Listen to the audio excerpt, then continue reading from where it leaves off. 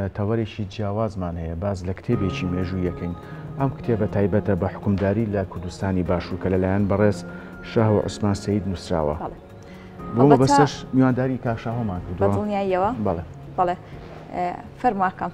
کاکشاهۆ بەخێر بەخێراتی کاکشاوە سپاس بۆ بەڕێستان سپاس بەم دەرفەتە زۆر سپاستانەکەم ئەرکتان کێشایەوە بە سپاسی دەستگای بیدایی کورساتەکەی کە بایەخ دەدەن بە بابەتی مێژووی و کللتوری زۆر سپاس ئەرکی خۆمانە زۆر سپاس بۆ بەڕێستان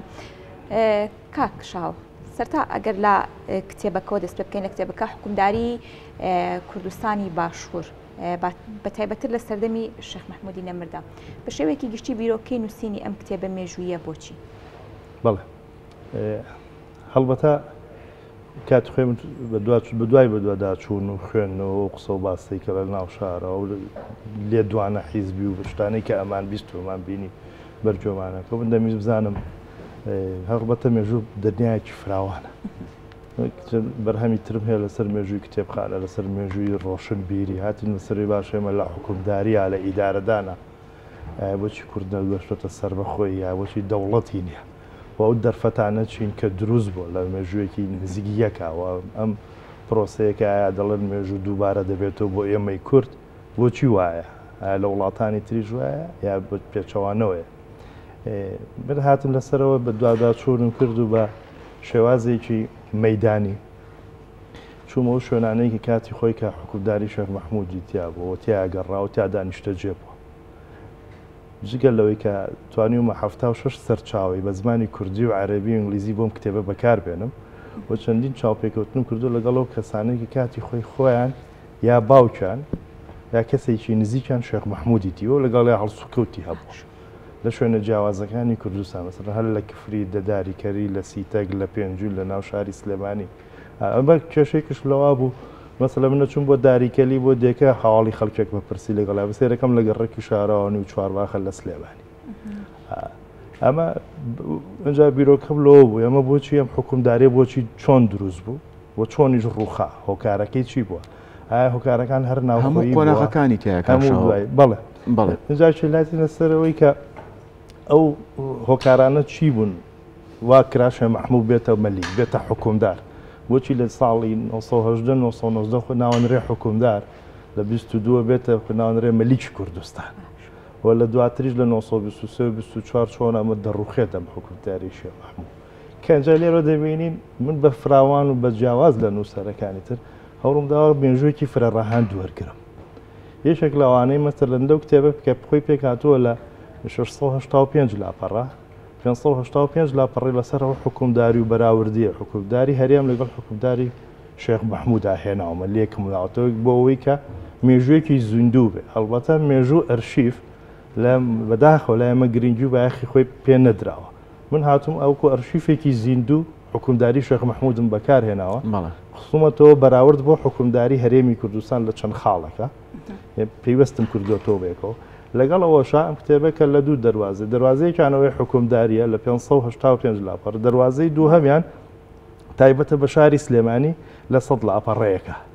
بۆچی چکە شاری سلێمانی گرنگی و پێگەیەکی خۆی هەبووە لە حکومداری شێخ مەحموود شێخ مەحموود لەم شارە حکومداری ئاین کردووە 100 ساڵ لەمەوە پێش هەڵبەتە لەو هەفتەی ڕابردووە لەم هەفتەیەشا کە یادی 249 ساڵی سلێمانی بووە بەڵام دەبێت ئێمە پێویستیشمان بەوە یادی ئاماژەی حکومداری کوردستانی بکەین لە شاری سلێمانی کە 100 ساڵ لەمەوە پێش ڕووی داوە ئەمانە شاری سلێمانی کاریگەری خۆی هەبووە چی دانیشتوانەکەی چی خەڵکەکەی لەسەر ئەو حکومداریە و پێگەی ئەوە هاتوون لەوێت لە بەشی دۆمە قسم لەسەر لە دەواازەی دۆمە لەسەر شاری سلێمانی کردووە دەواازەی یەکەمیشم دابش کردووە بە 11 بەشەکان جیاوازن مەسەلەن لە بەشی 1 و 2 و 3 هەتا ئەگەیتە بەشی چوارم نەهاتوو قسە لەسەر حکومداری بکەم بەڵێ کاکشەهۆ قوڵبوونەوە لە ناو مێژوو ورتر بڵین نووسینی کتێبێک دەربارەی مێژوو تا چەند ئاڵنگاری تا چەند ئاستەنگ لە بەرامبەر نووسەر دروستەکە وەک خۆشت ئاماژەت پێەیە بۆ نمونە ریسێرچ بەدەستێنانی زانیاری بۆ ئەوەی تۆ چەند سەرچاوێکی باش دەبێ بۆ کتێبەکەت هەڵبەت ئەمە کێشەیە لە بەرەوەی ئێمە کتێبخانەی تا چەند ڕوبەڕووی ئاستەنگ بڵێ ئێمە کتێبخانەی نیشتیمانیمان نییە تۆ مەسەلەن شوێنێک نییە بگەڕێیت بە دوایە بڵێ هەموو ئەرشیف و مێژوو شێخ مەحموود لێرە کۆبۆتەوە نیمانە من ئەو کاتی کە دەستم کرد بە نووسین مەسەڵەن ئێستا چەند ناوەندێک پێیا بۆکو بنکەی ژینوانە وەختەوەش نەبوو ئەبێ بگەڕێ بەدای سوچ و کۆڵان و کتێبخانەی شخصی و ماڵان و ئەمە اینجا ئابەت چەند کەس دەرگاکەت بۆ دەکاتەوە چەند کەس هاوکارتە بێ هەیە هاوکارەکەی سەرزارەکێ دێتە سەرەوەی بەڵگە و شتەکانت باتێ ناداتێ نایەتە پێشەوە هەیە گانی ئاهینی تایە هاوکاری تایە بەشدارە بێت لە هاوکار بەڕاستی ماندۆبی مەسەلەن من بۆ دروستبوونی حکوومەتی دووهەمی شێخ مەحموود کە لە کفری خۆم چوومەتە کفری سێ چوار شەو ماومەتەوە لەوێ چوومەتە ئەو خان و ماڵی کە لەوێ شێخ مەحموود چۆن بەس بۆ بەدەستێنانی زانیاریەک یاخود دیداری چکور کاکشاوە چەند شەو مایتەوە بۆ بەدەستێنانی زانیاریە وەڵام چەندی دارم لەوێ کردووە گەڕاوم ئەو پیاوە بە ساڵات چوانە کوێ بوو هەبوو توێتی بابام دوێت توێتی باوکم دوێت بۆ توێتی خۆم مناڵ بوو بەس ئەو ڕووداوە چۆن بووە یا مەسەلەن بۆ شۆڕشی براهیمخانی دەلۆ ئەمە لێرە کاڵم کۆمەڵێک بابەتی مێژووی هێناوە پەیوەستم کردووە بۆ مەسەلەن چەند ڕووداوێک هەیە مەسەلەن شۆڕشی براهیمخانی دەلۆ لە کفری ئەمە چ پەیوەندیەکێ بۆ بە شێخ مەحموودەوە بۆچی براهیمخانی دەلۆ داوای ئازادبوونی شێخ مەحموودەکە مەسەلەن چەند ڕووداوێکتە مەسەلەن لە عێراقا چەند شت ڕووی داوە ئەو کاتە پێکە میزۆپەتە مەسەلەن شۆڕشی بیستی عێراقی هێناوە بەراوردم کرد لەگەڵەوەی شۆڕی دەربەندی بازیانی شێخ مەحموود و حکومداری ئایا مەسەلەن حکومداری بۆچی کێشەکانی چی بوون مەسەلەن نەبوونی جوگرافیایەک بوو بۆ حکومدارێکی بەڕسمی نەناسنراوە لە نەو کوردە وەختە کۆمەڵێک کێشەی خۆی هەبووە لە ڕووی ئیدارەوە بۆ شێخ مەحموود خەمەلی کێکتە بە یا حکومدارێک نەبووە لەسەر ئەرزێتی حکومدارەتی کوردی بووە لە فەراغێکی سیاسی عسکەری ناوچەیە دروست بووە کە لە جەنگی جیهانی یەکەمان ڕووی داوە ئەوە چۆن هێنامە مەسەلەن ساڵی 91 بۆ 92 چۆن حکوومەتی هەرێم دروست بوو دەبینین ئەو کاتانی 1970 بۆ 1990 هەوڵەکانی دروستبووری شێخ مەحموود بۆ حکومداری وەکەوەی ساڵی 91 بۆ 92 وایە لە فەراقێکی ئیداری لە جامی شەڕێک ئەمە دروست بووە بۆ مەسەلەن کە ئینگلیز هاتۆتە سلێمانی بۆ یەکەمین جار ئایا هەڵسەنگاندنێک بۆ بابەتە باش بۆ یا خراپ بوو مەسەڵەن دەبینی نەتیجەکە ئەو بەهەش بووە گرانی بۆ قات و قڕی بۆ برسێتی بووە لە شارەکە لەگەڵەوەی کاڵی هەڵسەنگاندنی ئینگلیزەکان باش بوو بۆ حکومەتە بەڵام ئەگەر بگەڕینەوە بۆ مێژوو کە هەندێک خوێندنەوەی مێژووی بەرچاومان دەکەوێت کە هاوڵاتیانی کورد هەمیشە رخنیان لە سەرکردە مێژوویەکانیشە بووە لە ڕابردوودا کە بەوەی خزمەتی کوردیان نەکردو بە جۆرێک لە جۆرەکان نیانتوانیوە پێگەیان قایم بێت و وەک حکومەتەکەی شێخ مەحموودیش بە تایبەتر ڕەنگە هەندێک سەرچاوە باز لەو بکات کە لەلایەن هاوڵاتیانەوە پشتیوانی نەکرابێت لەم کتێبەدا چۆن باسی ئەو مێژوو ئەو ڕاستیانە دەکرێت هەڵبەتە چۆن بووە بۆ کێشەکەی شێخ مەحموود لەوا بووە لە حکومدارێکە یەکەمین ئەزمون بووە پێشتر من لەوێ باسی ئیدارەی حکوومەتی دەوڵەتی عوسمانیم کردووە مەسەلەن کۆتایت کە و سەردەمەی ئەو پێشتر دەوڵەتی عوسمانی بووە دامەزراوەکانی دەوڵەتی عوسمانی چۆن ئیدارە کراون لەم ناوچەیە مەسەلەن هێزی سەربازیان چۆن بووە هیچ دەوڵەتی عوسمانی و هێزی سەربازی شێخ مەحموود چۆن بووە ئیدارەدان چۆن بوو بارودۆخی اقتصادی ناوچەکە چۆن بوو ژیان و گوزەرانی خەڵک چۆن بووە اینجا بیرروڕاکان کە دروست بووە مەسەلەن هەندێک هەبووە بیرروڕای بۆ کە ئینگلیز ئازادی خوازە و ئازادی دەدا بە گەلی کورد هەندێککە بیرروڕای وا بۆ تورک لەگەڵ تورک و دەوڵەتی عوسمانی بمێنەوە هەندێککەش کەمێکی کەس کە لەگەڵ شێخ مەحموودا بوو بیریان لەو کرێتەوە کە دەوڵەتێک حکومداریەک دروست کرد هەڵبەتە لەگەڵ ئەوە یەکشت هەیە کە زۆر کێشەیە پێچەوانەی ئیستەیە ئەو سەردەمە سیاسەتی نێودەوڵەتی دژی ئیدارەکەی شێخ مەحموود ئەوەی کە تەحکومی کردووە ئینگلیزەکان بوون ئینگلیزەکانیش لە ناوخواانە بەریتانەکان دەتوانین بیانکەین بە پۆلینانکەین بە سێ جۆر کەسە بڕیار یەکیان قسان لەسەر بیرروڕان وە بۆ حکومداری خودموختاری بدرێت بە کورد هەبووە بە پێویستی زانیوە کوردستان و سلێمانی بەسرێتەوە بە عێراقەوە لە بۆ کاری ئابووری عێراق بۆی ئابووری عێراق بوو بژێتەوە هەڵبەتە من لێ ئاماژەم بەوە کرد و بارودۆخی ئابووری عێراقش و دەوڵەتی بەریتانیای عوزمای ئەو کاتە لە شکستا بووە بە ڕقەم هێناومانە بەریتانیا سێیەکی داهاتی نەتەوەی خۆی لە دەستداوە لە کارەساتی جەنگی جیهانی یەکەمە بۆ پڕکردنەوەی ئەم داهاتە مەسەلەن سەرچاوی داهاتی کوردستان و ئەمە سوودی لێوەرگیراوە لەلایەن ئینگلیزەکانەوە مەسەلەن لە قۆناغی دووهەمە شێخ مەحموود ناتوانێت لەگەڵ سیاسەتی بەریتانیا ناگونجن و سیاسەتی بەریتانیا ئەوی ناوێت یعنی بەریتانیەکان یاریان کردو بەو بارودۆخی کە کوردی تێکەوتووە هەرخواوانیشن داواکەن و عەفوات بۆ شێخ مەحموود دەرەکەن لێوردنی گشتی بۆ دەرەکەن لە 22 لە کوێت و هیندستانەوە یێننەوە ئەمە کۆمەڵێک گۆڕانکاری بووە کۆمەڵێک ڕووداو هەبووە و پێکەوە کاریگەری هەبووە لەسەر ئەو حکومداریانەی شوێن مەحموود و بڕیارانەی مەسەلا لە ناوخوا خەڵک زۆر پشتگیری شوێن مەحموودی نەکردووە ببینی لەسەر ئاستی ویلایەتی مووسڵ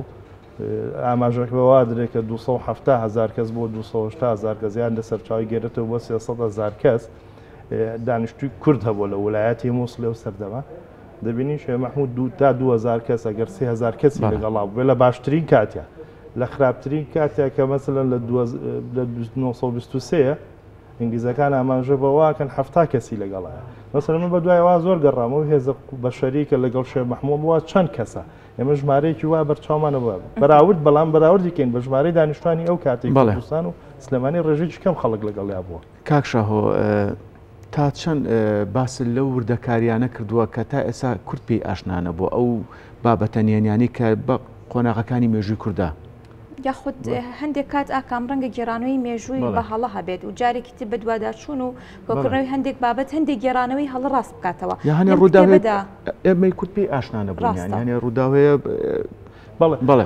یەکێک لەوانی کە ئێمەی کورد پێی ئاشنانە بوون لەو سەردەمە ینی زەرەری داوە لە کێشەی کورد مەسەڵەن شارەزان نەبوونە لە سیاسەتی بەریتانی تێنەگەشتن بووە نەتوانراوە تێبگەین لەوەی کە هێزی بەریتانی لەکوێ هێزی لاوازی لەکوایە چۆن مامەڵە کرد بەریتانیەکان کوردیان ناسیوە بەڵام کورد بەریتانی نەناسیوە ئەوەی دیوێتی ئەوە بۆ کە بەردەسی کەوتووە مەسەلەن ئەو چەک و جبەخانەی بەریتانیەکانیان دیوە لەو کاتەکە شەڕ دروست بووە مەسەلەن بۆ یەکەمی جار کە چاپخانە دەهێنرێت ئینگلیزەکان یەک بەشی بردویانێتەوە وەک پێچوانەی داگیرکەری عوسمانی بوون هەموو حاکمە سیاسەکانیان ئەفسەرە سیاسەکانیان کوردیان زانیوە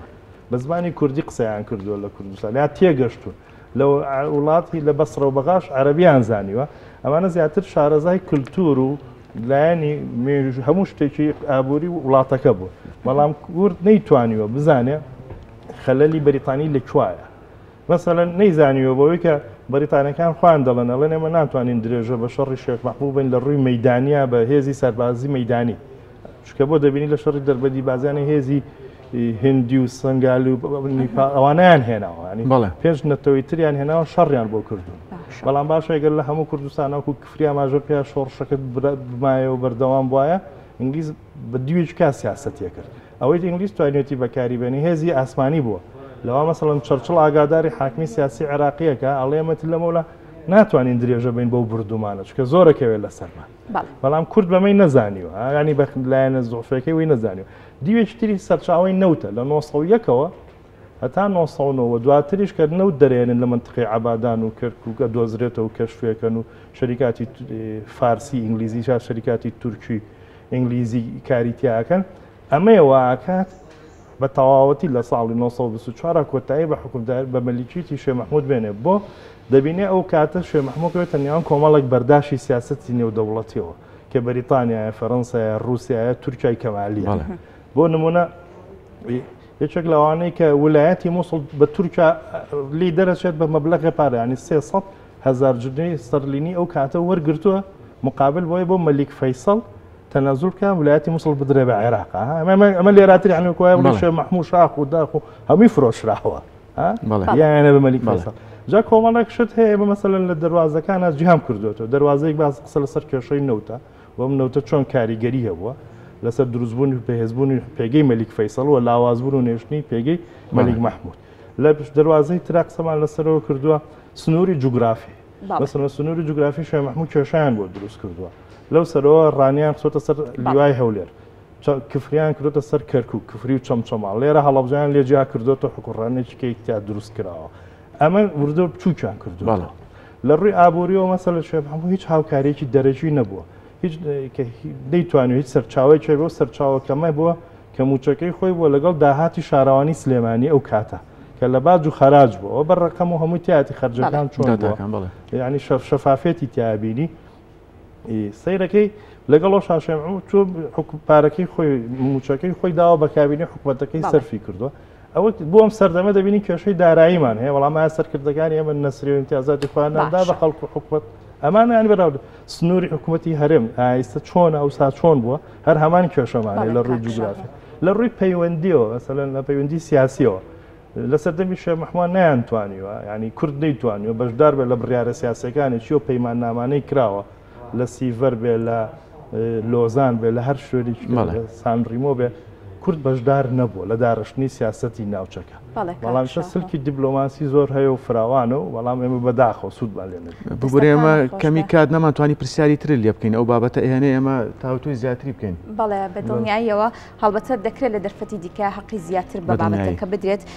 اینجا ئەمە ئەو پوینتێش باسکەم و پێش خۆش ئاماژەت پێدا کام ڕۆ خۆشبەختانە ئەو کتێب بۆ چەندین کتێبی دیکەی بەڕێستان لە پێشەنگەی نێوەدەوڵەتی کتێببوونی هەیە هەر خوێنەرێک کە تامەزرۆی زانینی